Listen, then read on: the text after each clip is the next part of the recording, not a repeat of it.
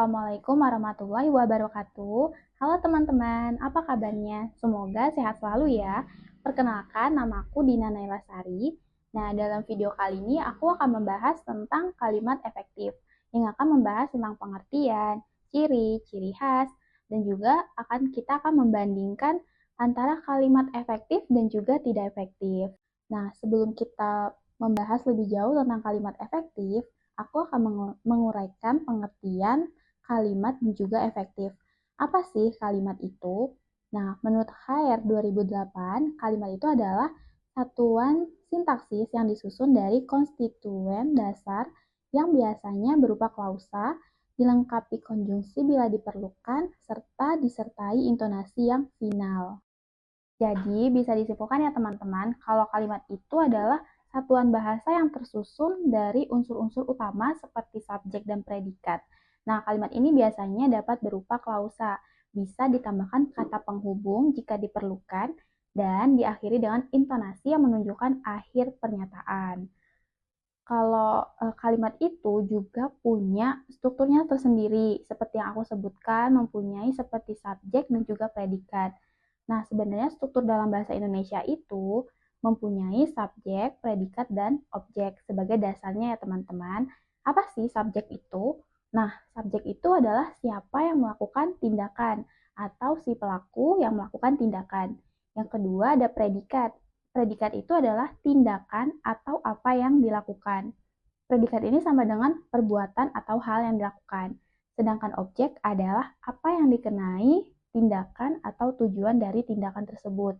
Dengan kata lain, kalau objek itu adalah yang menerima dari tindakan si pelaku atau subjek tersebut. Berikut ini ada contoh dari kalimat yang bisa kita lihat. Yang pertama itu ada siswa menyapu halaman sekolah. Jadi, siswanya ini sebagai subjek, menyapu sebagai predikat, dan halaman sekolah sebagai objek. Kenapa siswa disebut sebagai subjek? Karena siswa ini yang melakukan menyapu tersebut, menyapu di halaman sekolah, dan halaman sekolah ini sebagai objek yang menerima dari tindakan si pelaku. Nah, yang kedua itu ada kalimat Ani membaca buku di perpustakaan karena ingin belajar dengan tenang.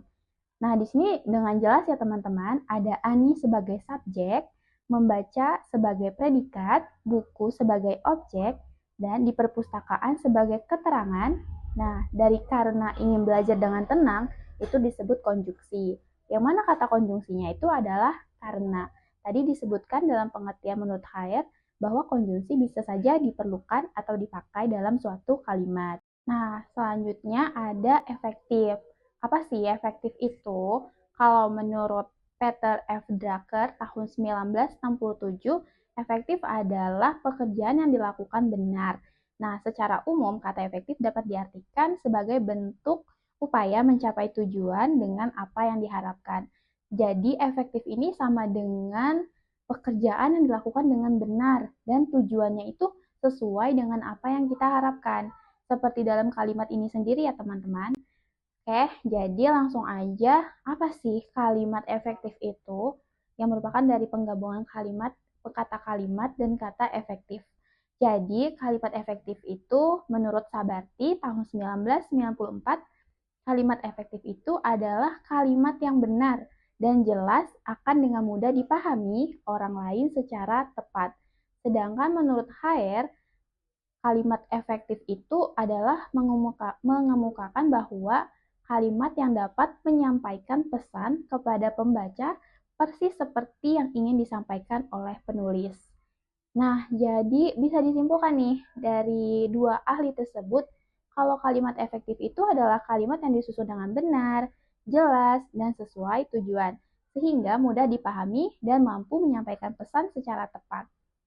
Seperti yang aku sampaikan tadi ya teman-teman, kalimat efektif itu harus mempunyai struktur yang jelas, subjek, predikat, dan objeknya jelas. Yang akan kita bahas itu adalah ciri dari kalimat efektif. Ini menurut umum aja teman-teman. Nah, yang sudah aku jelaskan tadi, kalau ciri kalimat efektif itu ada benar, jelas, dan tepat dipahami. Benar, apa sih maksud dari benar? Benar itu struktur kalimatnya sesuai dengan kaidah bahasa, terutama kaidah bahasa Indonesia. yaitu subjek, predikat, objek ataupun keterangannya sesuai. Nah, jelas itu tidak ada kata-kata yang mubazir atau membingungkan. Jadi tidak berbelit-belit dan tidak mubazir kata. Yang terakhir itu adalah tepat dipahami atau informasi disampaikan langsung dan tidak berbelit. Nah, kalau ciri khasnya kalimat efektif itu ada kesepadanan, yaitu keseimbangan gagasan dengan struktur bahasa. Yang kedua ada keparalelan, yaitu kesamaan bentuk kata dalam kalimat. Yang ketiga ada ketegasan, yaitu penonjolan pada ide pokok kalimat. Nah, dalam ketegasan ini berarti jelas nih ide pokoknya yang mana, sehingga tidak membuat orang yang membacanya menjadi bingung. Yang keempat itu ada kehematan, yaitu tidak menggunakan kata yang dianggap tidak perlu. Ini hemat ya teman-teman, hemat kata. Dan ada kecermatan, yaitu tidak menimbulkan tafsiran yang lain. Ada kepaduan, yaitu kalimatnya tidak terpecah-pecah. Dan yang terakhir yaitu kelogisan, yaitu idenya dapat diterima oleh akal. Atau bisa logis ya teman-teman, bisa diterima oleh akal kita. Oke, setelah kita membahas tentang pengertian kalimat efektif itu sendiri, ciri dan juga ciri khasnya, aku akan menjelaskan tentang contoh-contoh perbedaan antara kalimat yang efektif dan juga tidak efektif. Ini ada contoh kalimat tidak efektif. Yang pertama itu, dia pada waktu itu sedang berada di dalam ruang kelas sekolahnya. Nah, kalimat ini tuh terlalu panjang dan juga bertele-tele. Kenapa? Karena banyak mubazir kata ya teman-teman. Dan keterangannya juga double atau pokoknya kalimat ini tuh bertele-tele. Nah, gimana sih contoh kalimat yang efektif? Yang efektif itu seperti ini. Dia sedang berada di ruang kelas saat itu. Kenapa ini efektif? Karena yang pertama, alasannya itu benar. Struktur kalimatnya sesuai dengan kaidah bahasa, subjek, predikat, dan juga keterangan.